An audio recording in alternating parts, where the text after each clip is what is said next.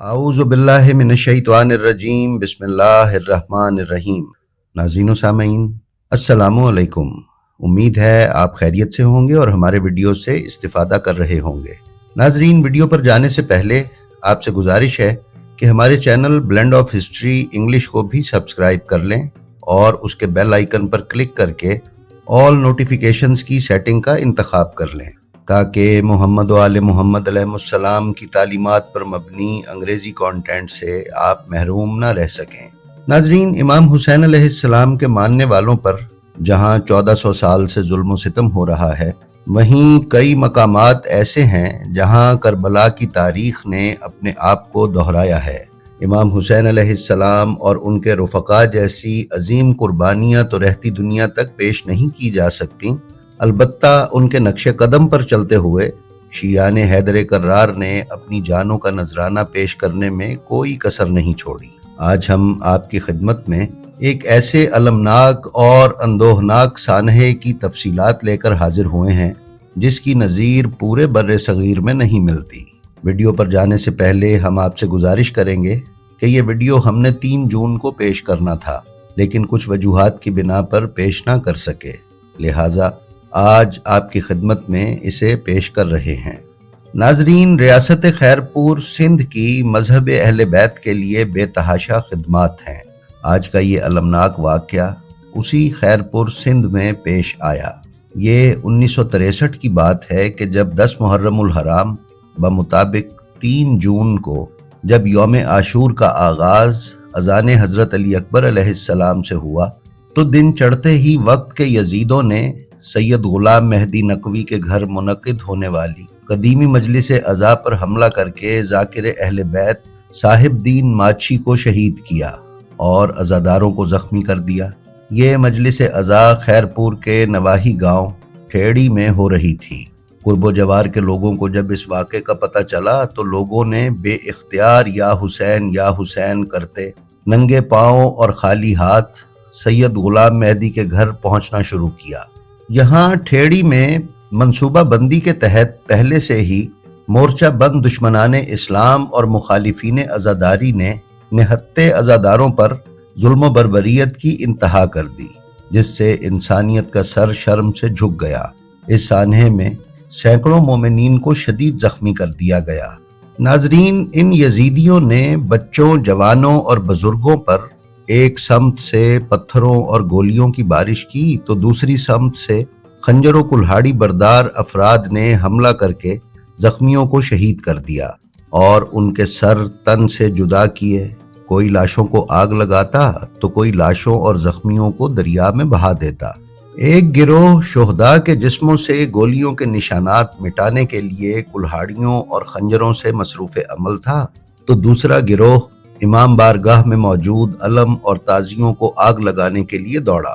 کچھ ظالموں نے سید غلام مہدی شاہ کے گھر کا رخ کیا، جہاں ان کی والدہ اور ہمشیرہ جو سر پر قرآن اٹھائے سندھ کی روایت کے مطابق رحم کی درخواست کر رہی تھیں کہ سر پر ظالموں نے کلہاڑی کا وار کر کے قرآن کو شہید کیا اور انہیں زخمی کر دیا۔ ظلم کی سیاہ آندھی ابھی ختم نہیں ہوئی تھی کہ شام غریبہ کے وقت قاتلوں کے ایک گروہ نے شمر اور عمر سعد لعین کی پیروی کرتے ہوئے بالٹیوں میں پانی بھرا اور زخمیوں کے درمیان نعرہ حیدری لگاتے ہوئے پانی پانی کی صدا لگائی کہ کسی کو پانی تو نہیں پینا۔ کچھ دم توڑتے ہوئے عزاداران امام مظلوم یہ سمجھے کہ شاید کوئی اپنا ان کی مدد کے لیے آیا ہے جو پانی پلا رہا ہے، لیکن جیسے ہی کسی زخمی مومن نے پانی کے لیے اپنا سر یا ہاتھ اٹھایا تو ظالموں نے فوراً ہی اس پر خنجر اور کلہاڑی سے وار کر کے شہید کر دیا۔ مزید ظلم یہ ہوا کہ چراگاہ کی طرف سے واپس آنے والی لاتعداد بھینسوں کو تنگ گلیوں میں لاشوں کو روندنے کے لیے ہانک دیا گیا، جس سے شہداء کے جسم پامال ہو گئے۔ ظلم و بربریت کی یہ کارروائی سپہر سے لے کر نصف شب تک جاری رہی۔ اس کے بعد کئی حکومتی ادارے شہداء کی لاشیں اٹھا کر سول ہسپتال خیرپور تک لانے میں کامیاب ہوئے۔ اتنی بڑی تعداد میں مظلوم عزاداروں کی لاشیں پہنچنے پر کوہرام بپا ہو گیا۔ کوئی ضعیف اپنے جوان لال کی لاش ڈھونڈتا تھا تو کوئی بہن اپنے بھائی کی لاش کو ڈھونڈتی تھی۔ کوئی ننگے سر اپنے بیٹے کی لاش پر گریا کنا تھی تو کہیں بھائی اپنے بھائی کی لاش سے لپٹ کر رو رہا تھا۔ غرض ہر سو کربلا برپا تھی۔ اس وقت یہ منظر بھی دیکھنے میں آیا کہ ایک بوڑھا باپ سید محمد امیر زیدی، جن کا برتن بیچنے کا کاروبار تھا، اپنے 2 جوان بیٹوں 20 سالہ طاہر اور 18 سالہ جمیل کی لاشوں کے درمیان جناب مسلم کے دونوں بیٹوں کی امام حسین علیہ السلام پر قربانی کی یاد میں شکرانے کی نماز پڑھ کر اس دور کے یزید کو یہ دکھا رہا تھا کہ انصار حسینی کے قدم کسی بھی دور میں نہیں ڈگمگاتے۔ اس قسم کے اور بھی واقعات شہداء کی قبروں پر لگے کتبوں پر رقم کیے گئے ہیں۔ ناظرین، اس واقعے میں 100 سے زائد جوان، بچے اور بوڑھے شہید ہوئے۔ کچھ نے ان کی تعداد 118 اور کچھ نے 125 تک بھی بیان کی ہے، جبکہ کئی افراد ایسے تھے جو ان 118 یا 125 سے علاوہ تھے، جن کا آج تک کوئی پتہ نہیں چل سکا اور وہ لاپتہ ہیں۔ ان کے بارے میں یقین کامل یہی ہے کہ یا تو انہیں دریا میں بہا دیا گیا تھا یا زمین کھود کر کہیں دبا دیا گیا تھا، جس سے ان کا آج تک پتہ نہیں چل سکا۔ مولانا صفدر حسین صاحب، جو کہ اس وقت مرکزی امام بارگاہ محلہ لقمان میں پیش امام تھے، انہوں نے تجویز کیا کہ تمام شہدائے ٹھیڑی کو ایک ہی جگہ دفن کیا جائے۔ چونکہ علاقائی حوالے سے محلہ لقمان کے شہداء کی تعداد سب سے زیادہ تھی، اس لیے اہل لقمان نے ان کی تجویز کے مطابق اپنے شہداء کو ایک ہی جگہ دفن کیا، جو بعد میں گنج شہیداں کے نام سے مشہور ہوئی اور اب تک ہے۔ مولانا صفدر حسین نجفی کے ہی حکم شرعی کے مطابق تمام شہداء کی لاشوں کو بغیر غسل و کفن اسی حالت میں دفنا دیا گیا جس حالت میں وہ دستیاب ہوئے تھے۔ جب ان شہداء کی گنج شہیداں کے مقام پر تدفین ہو گئی تو حکومت وقت نے پورے علاقے میں کرفیو کا نفاذ کر دیا اور کسی بھی شخص کو ان شہداء کی قبروں پر جانے کی اجازت نہ دی۔